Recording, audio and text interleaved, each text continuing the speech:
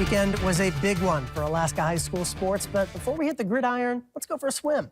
The Big Eight meet brought out all 8 schools in the Cook Inlet Conference together on the same pool deck for the first time this season.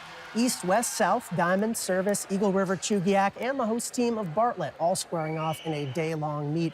It's a chance for the coaches to see how their teams stack up compared to the field, and the coaches all had high hopes for the day. We're just feeling out the water today, getting good swims in and seeing what we got. This weekend for sure will be a test to see where we're at in the season and just get a better understanding. They have a long road ahead of them, so there's opportunities to get better, but they're doing great so far. I'm hoping to just make everybody improve, make everybody want to improve. Everybody have a better season than they did last year, be better than they were at the beginning is always the goal.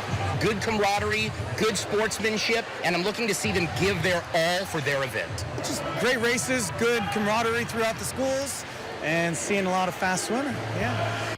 All those goals hopefully accomplished at least somewhat during the day, but if not, there's plenty of time. The 2025 Alaska State Swim and Dive Championships are November 7th to 8th, also at Bartlett. All right, now on to week 3 of the high school football action here in Alaska. We had a very unusual matchup yesterday, a bit up the Glen Highway from here, so let's head straight there.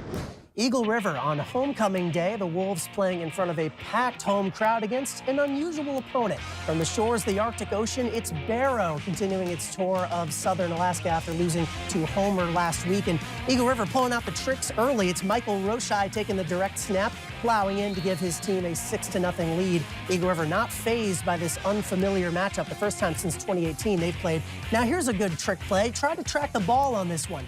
You lose it?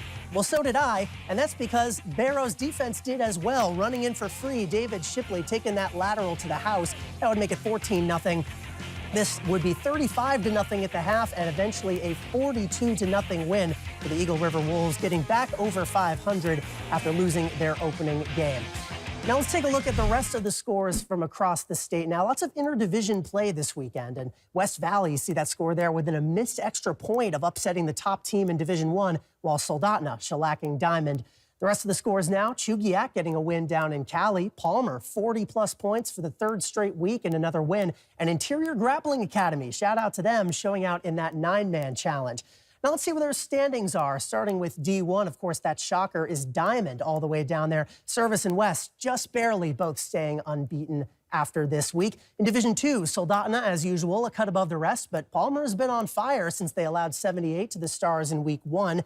And Division 3, you may as well call it the Simpsons because Homer is the main character. They're outscoring teams 142-8 through 3 games.